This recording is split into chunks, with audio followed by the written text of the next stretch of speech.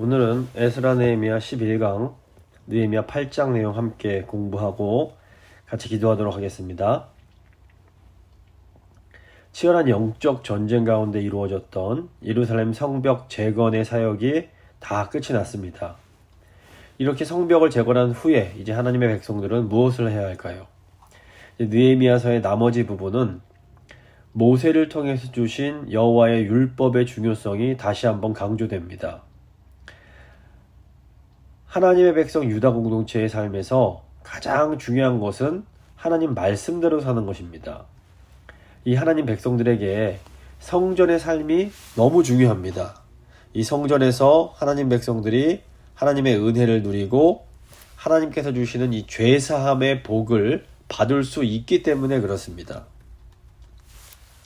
하지만 성전에서 하나님 백성들이 하나님께 온전한 예배를 드리지 못하면 이 성전 건물 자체는 별 소용이 없다고 볼 수 있습니다.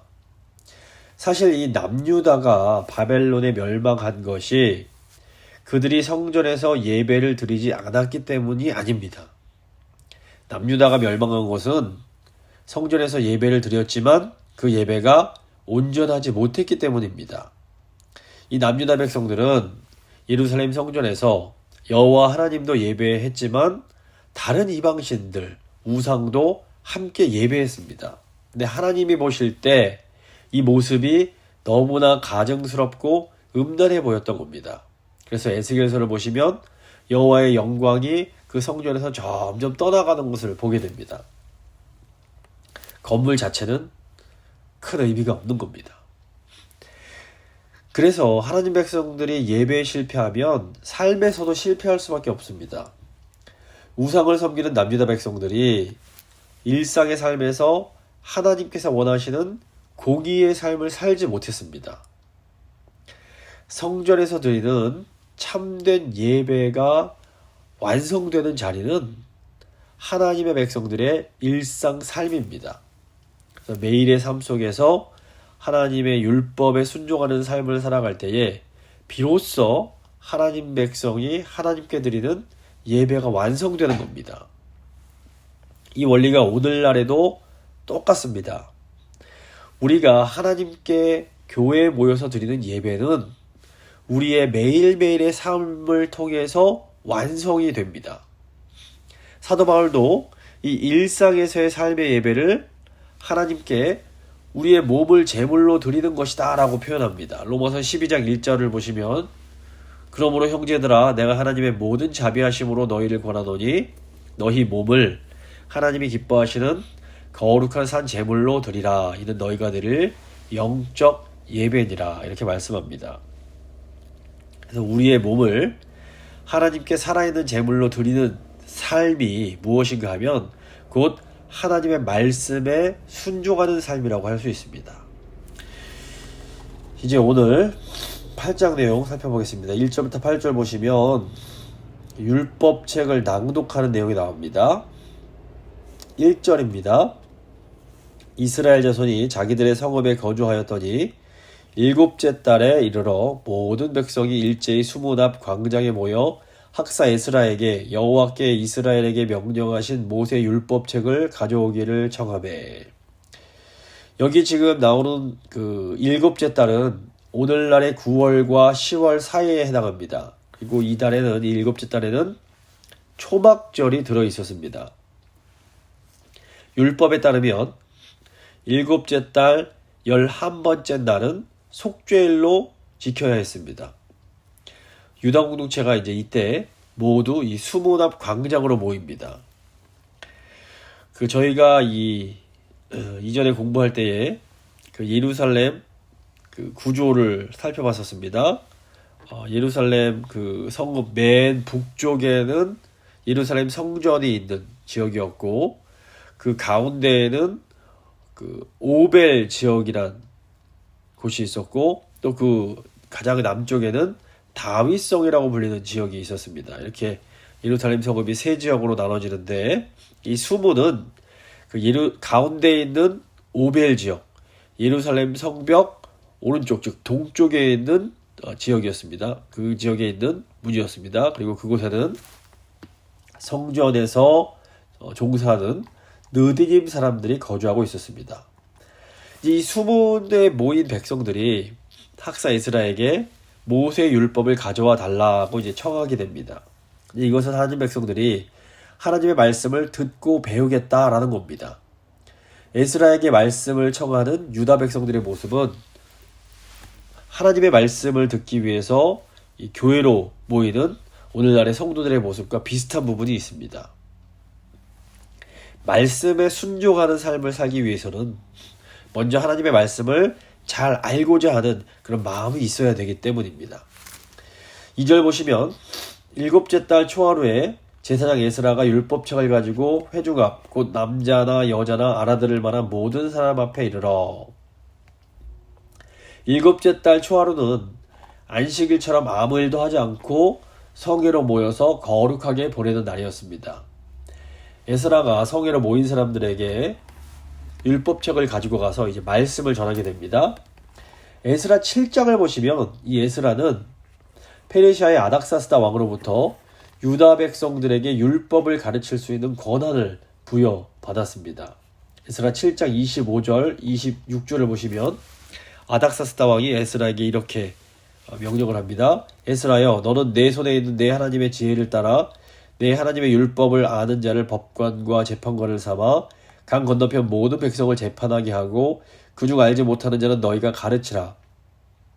무릇 내 하나님의 명령과 왕의 명령을 준행하지 아니하는 자는 속히 그 죄를 정하여 혹 죽이거나 귀양 보내거나 가산을 몰수하거나 옥에 가둘지라 하였더라. 에스라는 이렇게 페르시아 왕으로부터 말씀을 전하라는 이제 명을 받게 됩니다. 하지만 사실 이보다 더 중요한 것은 에스라가 이 모세 율법 자체로부터 말씀을 가르치는 이 사명을 받았다는 것입니다. 신명기 33장 10절을 보시면 주의 법도를 야곱에게 주의 율법을 이스라엘에게 가르치며 주 앞에 분향하고 온전한 번제를 주의 제단 위에 드리리로다, 이런 말씀이 나옵니다. 그래서 에스라가 이렇게 받은 그 외적인 소명과 또 내적인 소명, 이 두 가지는 오늘날 이 하나님의 말씀을 전하는 목회자의 이중적 소명과 서로 이렇게 연결된다고 볼 수 있습니다. 말씀을 전하는 목회자도 내적인 소명과 외적인 소명을 받습니다. 이 외적인 소명은, 다시 말해서 외적인 부르심은 회중이나 노회에서 받는 소명을 의미합니다. 이 소명은 이제 말씀을 전하는 사역자에게 기본적으로 요구되는 신학교육을 이수하고 노회에서 행하는 시험을 통과하고 개교회의 공동회의의 청빙을 받고 노회의 위임을 통해서 주어지는 외부적인 부르심이라고 할 수 있습니다. 에스라가 당시 최고 권위자였던 페르시아 왕으로부터 말씀을 가르치라는 외적인 소명을 받은 것처럼 이 말씀 사역자들에게도 어떤 외부로부터의 이런 부르심, 소명이 필요합니다. 반면 내적인 소명, 내적인 부르심은 하나님께서 성령을 통해서 부르시는 것을 의미합니다. 이 외적인 소명도 절대로 무시할 수 없습니다. 하지만 이 외적인 소명 갖고는 절대로 또 되지 않습니다.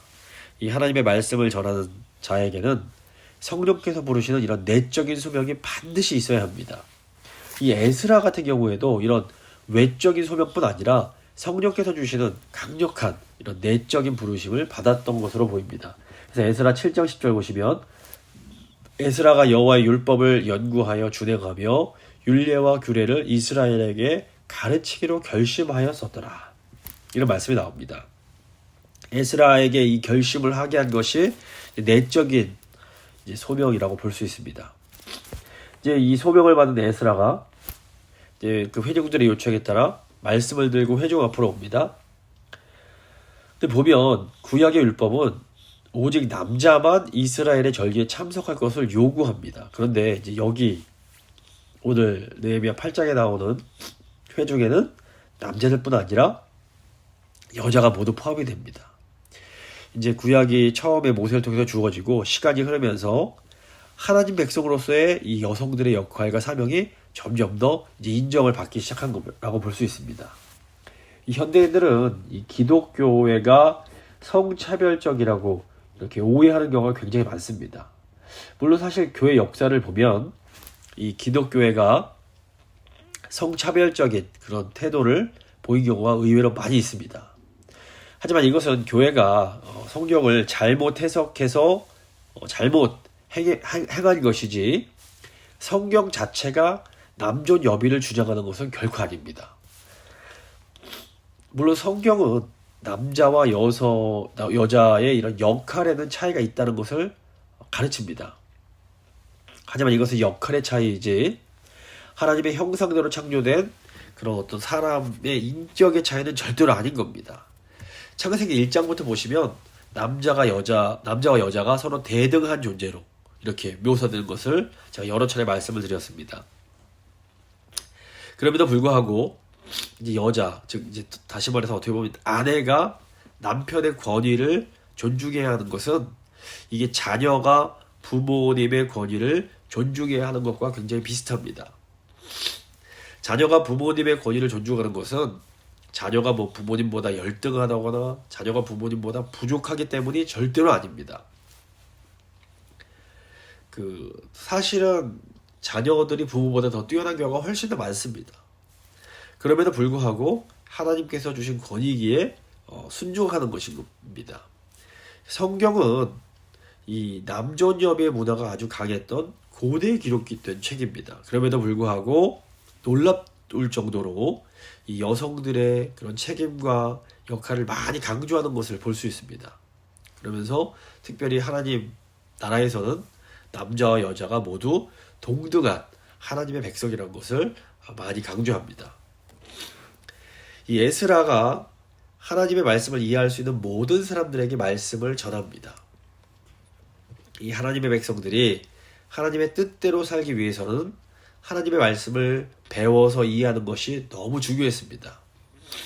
이제 이 에스라 이후로 이 하나님의 율법을 열심히 가르치고 배우는 오늘날 유대교의 전통이 이제 확립되기 시작했다고 볼 수 있습니다.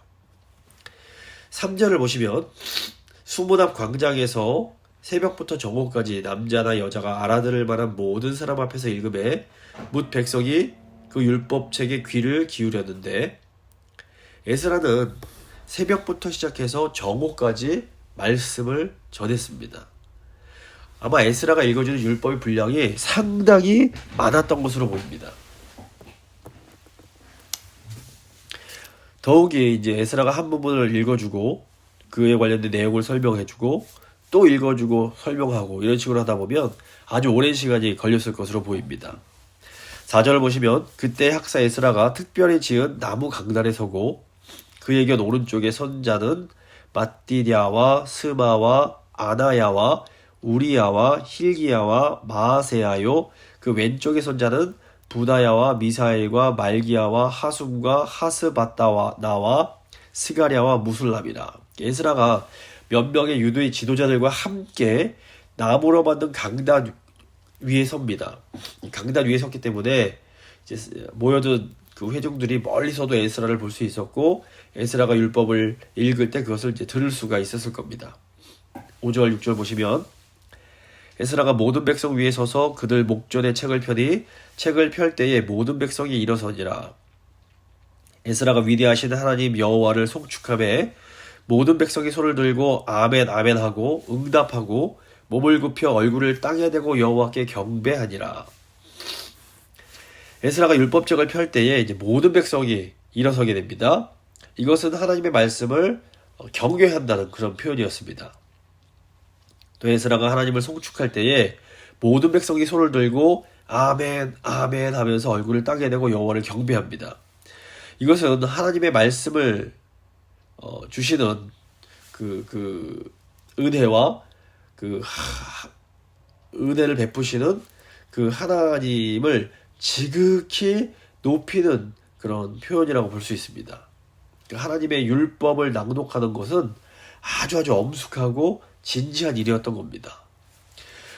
오늘날 사람들은 하나님의 말씀 듣는 것을 무슨 강연이나 강의를 듣는 것처럼 생각하는 경우가 많습니다.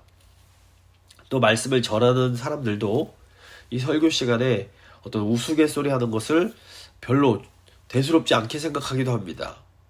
하지만 사실 이것은 하나님을 경홀히 여기는 행동입니다.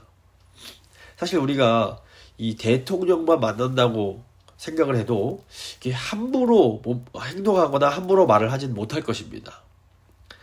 우리가 물론 하나님 아버지를 친밀하게 가깝게 느끼는 것은 너무 중요합니다. 하지만 그렇다고 해서 하나님을 또 너무 쉽고 만만하게 생각하는 것은 이건 굉장히 좋지 않습니다. 7절 보시면 예수아와 바니와 세레바와 야민과 악굽과 사부대와 호디야와 마아시아와 그리다와 아사랴와 요사밧과 하난과 블라야와 레위 사람들은 백성이 제자리에 서 있는 동안 그들에게 율법을 깨닫게 하였는데, 그러니까 에스라가 강단에서 율법책을 읽는 동안 이 레위 사람들은 모든 백성들이 그 의미를 깨닫게 해주기 위해서 백성들 사이로 왔다 갔다 했던 것으로 보입니다.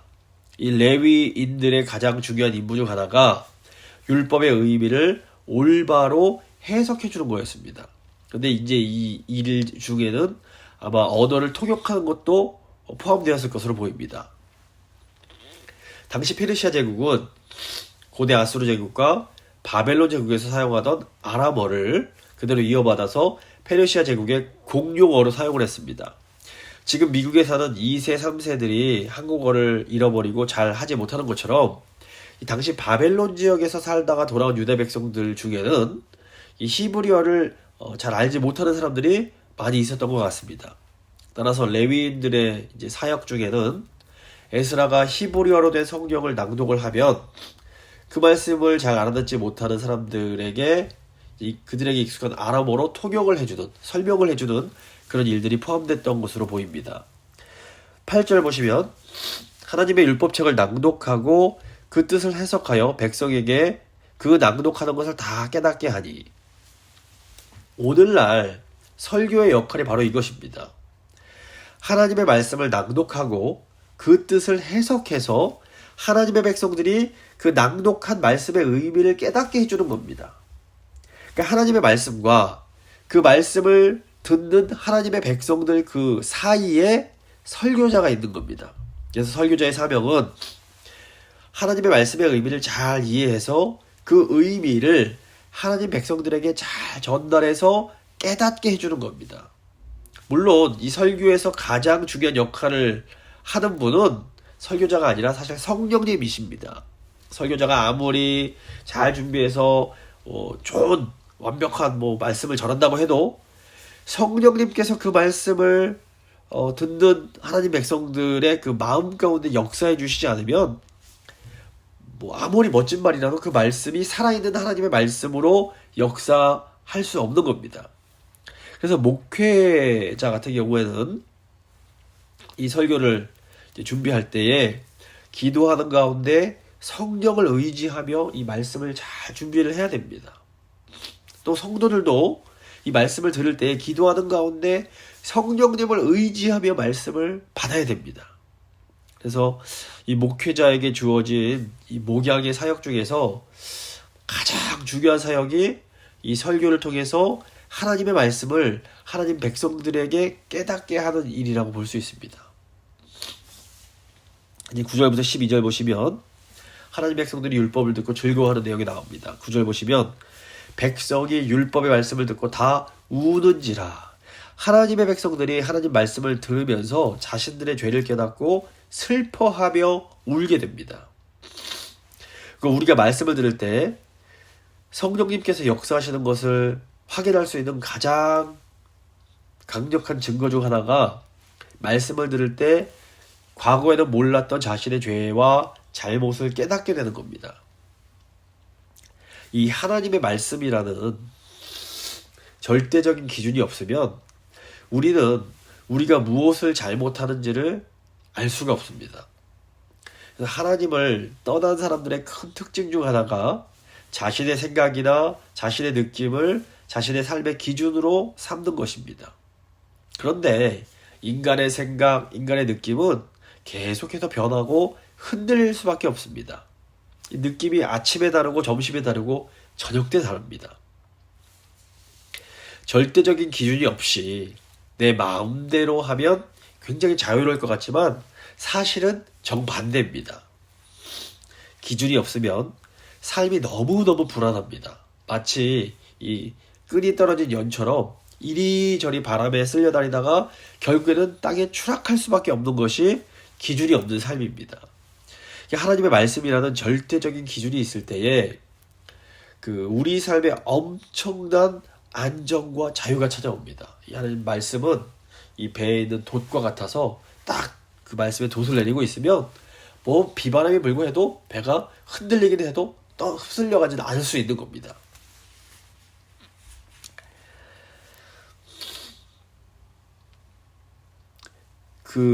창세기에 나오는 선악과를 먹지 말라는 이 기준을 지킬 때에 사실 인류는 아담 같은 경우에는 다른 모든 과일을 마음껏 먹으면서 큰 자유를 느낄 수가 있었습니다. 이 하나님께서 금지하신 선악과를 먹음으로써 사실 인간은 참된 자유를 잃어버리고 굉장한 혼돈 속으로 빠져들어가게 된 거라고 볼 수 있습니다. 이 말씀이라는 확실한 기준이 없으니까 사람들이 잠깐 불안해서 어떻게 합니까? 계속 크고 튼튼한 높은 탑을 쌓고 성을 쌓고 그 안에서 안전을 찾고 싶어 합니다. 현대인들은 그래서 무엇으로 자기 성을 쌓습니까? 많은 돈을 벌고 큰 권력을 얻고 명예나 인기를 얻어서 그 안에서 자유를 누리고 어떤 안정감을 찾고 싶어 합니다. 그런데 세상의 돈, 권력, 명예 이런 것들은 우리에게 참된 안정감과 자유를 줄 수가 없습니다. 도리어 이런 것들은 청량 음료와 같아서 마시면 마실수록 더 목이 마른 것처럼 이런 세상적인 돈, 명예, 권력 이런 것들은 가지면 가질수록 더 우리를 목마르게 만듭니다. 그래서 돈, 권력, 명예를 가진 사람들은 그것을 잃어버릴까봐 불안해하면서 더 많이 가지려고 욕심을 부립니다. 그리고 돈, 권력, 명예를 갖지 못한 사람들은 이런 것을 가진 사람들을 부러워하면서 또 그것을 얻고 싶어서 욕심을 부리며 살아갑니다. 그런데 하나님이 아니라 이렇게 다른 것들을 통해서 안정과 자유를 얻고자 하는 것은 타락의 결과이자 동시에 큰 죄라고 할 수 있습니다. 그런데 문제는 하나님의 말씀이 마음 가운데 들려지기 전까지는 이렇게 사는 것, 세상적인 돈, 권력, 명예, 쾌락 이런 것들을 추구하며 사는 것이 죄인 줄을 깨닫지 못한다라는 겁니다. 그러다가 이제 성령님께서 하나님의 말씀이 들려지게 하시면 세상의 것들을 추구하며 살았던 나의 삶이 죄라는 것을 깨닫고 울며 회개하는 일이 생겨나게 됩니다. 이제 오늘 에스라의 율법의 말씀을 들었던 하나님 백성들이 자신의 삶이 잘못된 것이었구나 이걸 깨닫고 이제 울게 된 겁니다. 그렇다면 말씀을 듣고 회개한 성도들은 어떻게 살아가야 되는 걸까요? 회개한 하나님 백성들은 돈이나 권력이나 명예는 절대로 가지면 안 되는 것일까요? 물론 우리 예수님과 또 사도들, 특별히 사도가 바울 같은 분들을 보면 이 돈, 권력, 명예 같은 걸 추구하지 않고 사셨음을 볼 수 있습니다. 예수님과 사도들은 하나님의 나라가 이 땅 가운데 임하는 것을 바라보며 그것을 위해서 살아갔습니다. 그리고 이렇게 먼저 그의 나라와 그의 의를 구하면서 살아갈 때에 하나님께서 그 삶에 필요한 모든 것들을 다 공급해 주셨습니다. 그런데 초대교회 성도들 중에서도 이 돈이나 권력이나 명예를 가진 분들이 있었습니다. 복음서에 나오는 니고데모나 아리마대 요셉 이런 분들은 돈, 권력, 명예를 가지고 있던 사람들입니다. 또 이제 바울 서실에 나오는 자주장사 루디아도 당시에 돈이 많은 사업가였다고 볼 수 있습니다. 근데 중요한 것은 이런 분들도 돈, 권력, 명예를 가졌지만 이런 것들을 통해서 안정과 자유를 얻고자 하지 않았다라는 사실입니다. 이들은 돈, 권력, 명예가 있었지만 이들은 하나님 안에서 안전을 찾고 하나님 안에서 자유를 누렸습니다. 오늘 말씀에 나오는 에스라와 느헤미야도 당시 최고 권력자이던 페르시아 왕을 곁에서 섬기던 사람들입니다. 요즘으로 하면 에스라와 느헤미야 모두 출세해서 권력도 있고 돈과 명예도 가지고 있던 사람들입니다. 하지만 에스라와 느헤미야의 목표는, 삶의 목적은 이런 세상적인 이 돈, 권력, 명예와 같은 것이 아니었던 겁니다. 에스라와 느헤미야는 이런 세상의 것들을 통해서 안정과 자유를 얻고자 하지 않았습니다. 에스라와 느헤미야의 삶의 목적은 하나님의 나라를 세우고 하나님의 백성을 회복시키는 것이었습니다. 그래서 이 에스라와 느헤미야에게 돈, 권력, 명예 이런 것들은 하나님의 나라를 세우기 위한 일종의 수단에 불과했습니다. 그래서 이분들은 돈, 명예, 권력을 가졌지만 그럼에도 불구하고 이런 것들을 더 갖고 싶어하는 욕심에서 자유로울 수가 있었던 겁니다. 그래서 느헤미야가 기꺼이 자신의 물질을 포기하면서 이 하나님 백성들을 바르게 세워갈 수가 있었습니다. 우리의 삶도 마찬가지입니다. 하나님의 부르심에 따라서 어떤 사람들은 예수님과 사도들처럼 매일매일 하나님이 공급해 주시는 것을 경험하면서 살아가야 할 수 있습니다. 하지만 또 어떤 사람들은 니고데모나 에스라나 느헤미야처럼 돈, 권력, 명예를 받을 수도 있습니다. 하지만 중요한 것은 하나님 백성들의 삶의 목표는 하나님의 나라와 하나님의 뜻이 이루어지는 것이라는 사실입니다. 그래서 우리가 먼저 하나님의 나라와 하나님의 의를 구할 때 하나님께서는 모든 하나님의 사람들을 하나하나 다 합력해서 이렇게 하나님의 뜻을 이루어 가십니다. 9절 후반부 보시면 총독 느헤미야와 제사장 겸 학사 에스라와 백성을 가르치는 레위 사람들이 모든 백성에게 이르기를 오늘은 너희 하나님 여호와의 성일이니 슬퍼하지 말며 울지 말라 하고, 느헤미야가 또 그들에게 이르기를 너는 가서 살진 것을 먹고 단 것을 마시되 준비하지 못한 자에게는 나누어 주라. 이날은 우리 주의 성일이니 근심하지 말라. 여호와라 인하여 기뻐하는 것이 너희의 힘이니라 하고.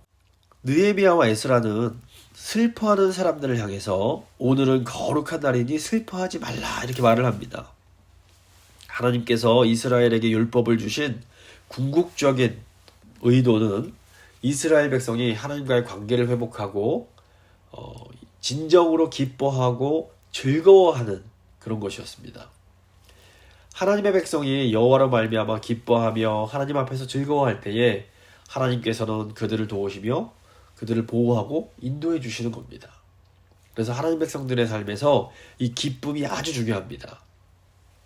하나님 백성들이 기뻐할 수 있는 이유는 하나님께서 우리를 구원해 주셨기 때문입니다.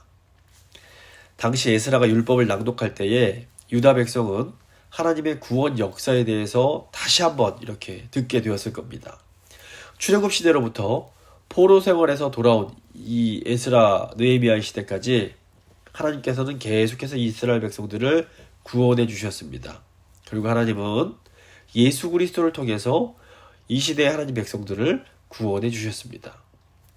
사도 바울이 감옥에 갇혀 있는 순간에도 기뻐하라, 내가 다시 말하노니 기뻐하라 이렇게 외칠 수 있었던 것은 바울 안에 이 구원의 감격이 있었기 때문입니다. 에스라가 여호와로 인하여 기뻐하는 것이 너희의 힘이다 이렇게 말을 합니다. 사실 지금 전쟁을 비롯해서 여러 가지 우리를 슬프고 힘들고 우울하게 만드는 그런 일들이 많습니다. 하지만 이런 상황 속에서도 하나님의 구원을 경험한 하나님의 백성들은 마음으로부터 기뻐할 수 있습니다. 이 구원의 기쁨은 모든 어려운 상황을 뛰어넘는 기쁨입니다. 11절 12절 보시면 레위 사람들도 모든 백성을 정숙하게 하여 이르기를 오늘은 성일이니 마땅히 조용하고 근심하지 말라 하니 모든 백성이 곧 가서 먹고 마시며 나누어 주고 크게 즐거워하니 이는 그들이 그 읽어 들려준 말을 밝히 알미라. 이 신명기에서도 보시면 하나님 백성들 간에 먹고 마시며 나눠주는 것이 이 제사, 즉 예배의 아주 중요한 부분입니다. 하나님께 예배를 드리는 것은 하나님이 베푸시는 온갖 은혜를 풍성히 받고 그것을 나 혼자만 갖고 있는 것이 아니라 가족 및 다른 사람들과 함께 나누며 즐거워하는 것입니다. 신명기 14장 23절을 보시면 내 하나님 여호와 앞 곧 여호와께서 그의 이름을 두시려고 택하신 곳에서 너의 곡식과 포도주와 기름의 11조를 먹으며 또 너의 소와 양의 처음 난 것을 먹고 내 하나님 여호와 경외하기를 항상 배울 것이니라. 신명기 14장 보시면 이것을 이웃과 특별히 가난한 자들과 나누어서 함께 먹고 즐거워하라 이런 말씀이 나옵니다. 신약교회에서도 이 하나님에 대한 예배는 함께 떡을 떼는 것으로 표현을 합니다. 이게 오늘날에도 마찬가지입니다. 교회는 잘 먹고 잘 먹이는 곳이 되어야 됩니다. 우선 목회자는 영의 양식인 말씀을 정성스럽게 잘 준비해서 하나님 백성, 하나님의 양들을 잘 먹여야 됩니다.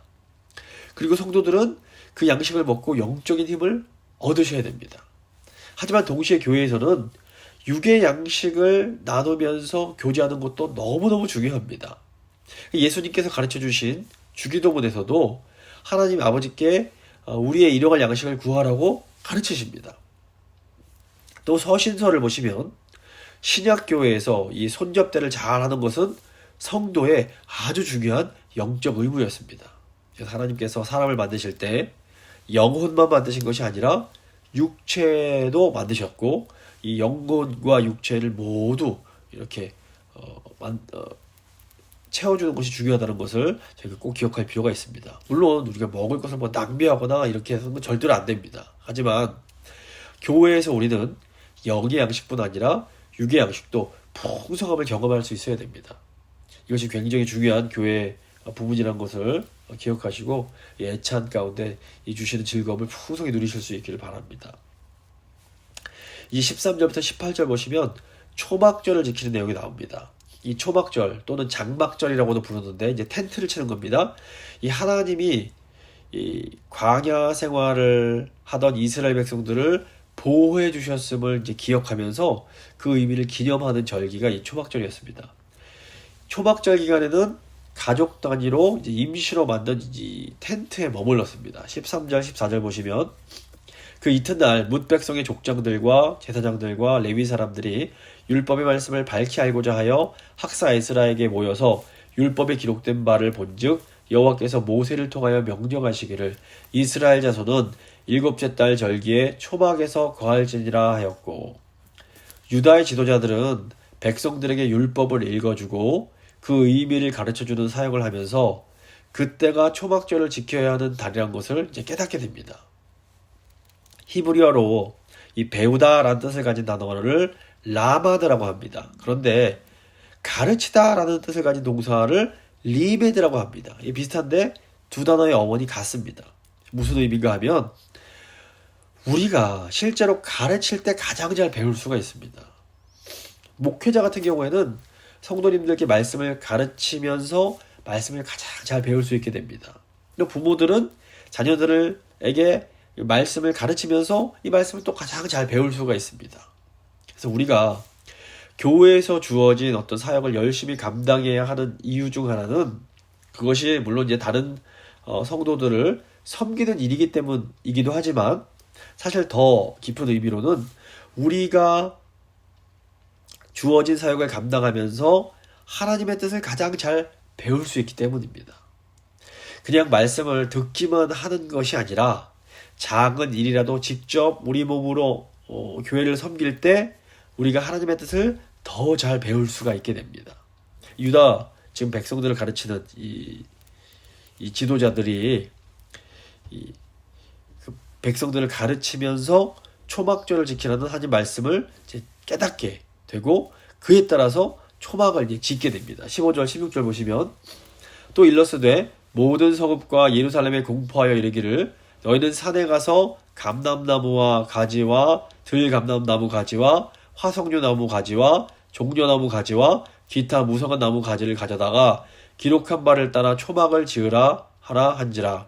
백성이 이에 나가서 나뭇가지를 가져다가 혹은 지붕 위에 혹은 뜰 안에 혹은 하나님의 전뜰에 혹은 수문 광장에 혹은 에브라임 문 광장에 초막을 짓되. 유다 백성들이 다양한 나뭇가지를 가져다가 자신들이 임시로 거주할 초막을 이제 짓게 됩니다. 그리고 하나님께서 이스라엘 백성들을 그 애굽 노예 생활에서 벗어나게 하신 다음에 그들이 어떻게 광야에서 살았는지를 이제 잘 기념할 수가 있게 됩니다. 17절 18절입니다. 사로잡혔다가 돌아온 회중이 다 초막을 짓고 그 안에서 거하니 눈의 아들 여호수아 때로부터 그날까지 이스라엘 자손이 이같이 행한 일이 없었으므로 이에 크게 기뻐하며 에스라는 첫날부터 끝날까지 날마다 하나님의 율법책을 낭독하고 무리가 이레 동안 절기를 지키고 여덟째 날에 규례를 따라 성회를 열었느니라. 사실 이제 그 성경을 보면 이전에도 초막절을 지킨 적이 있었습니다. 그런데 이 여호수아 시대 이후로 이렇게 대규모로 모든 백성이 초막절을 지킨 적은 없었던 것으로 보입니다.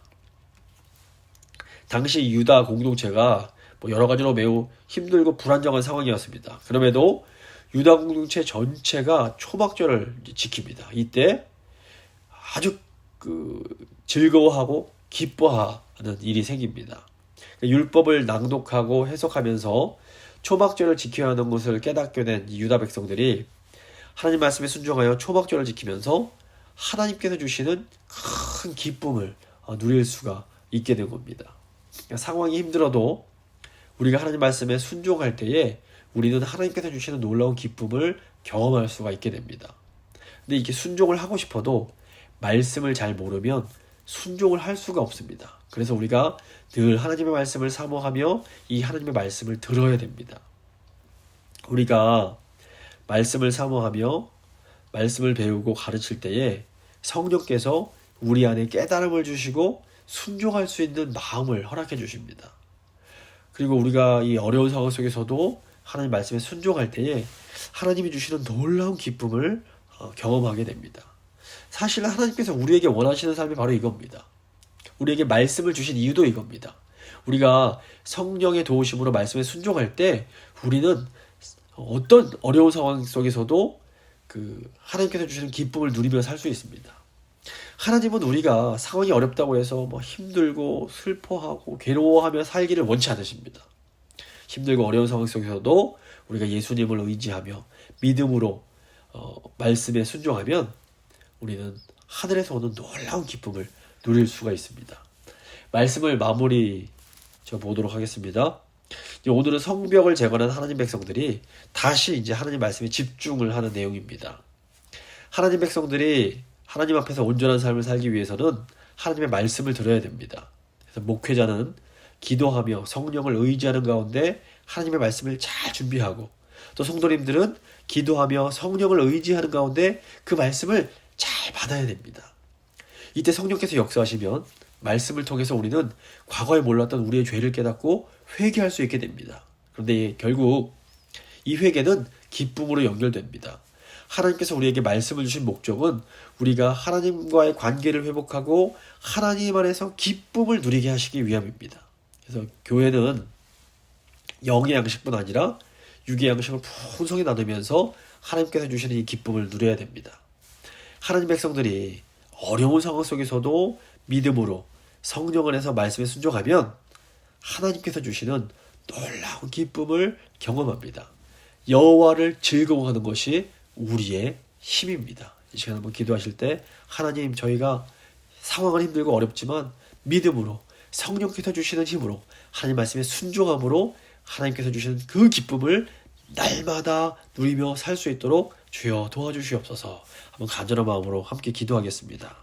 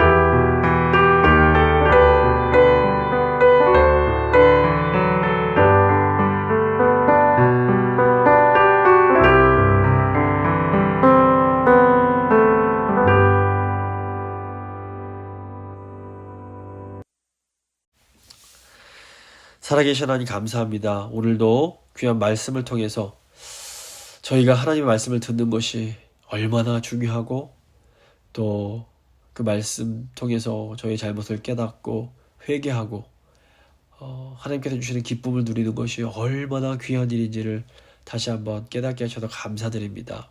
주님, 비록 저희의 상황이 인간적으로 볼 때는 기뻐하기 힘든 상황일지라도 저희가 믿음으로 예수님 의지하며 성령님이 성령님이 주시는 그 힘으로 늘 기뻐하며 살아갈 수 있도록 주여 함께해 주시옵소서. 순종할 때에 하나님께서 주시는 기쁨이 옵니다. 주여 순종하는 삶을 살 수 있도록 주님 저희들을 붙들어 주시옵소서. 감사드리며 귀하신 우리 주 예수 그리스도의 이름으로 기도합니다. 아멘.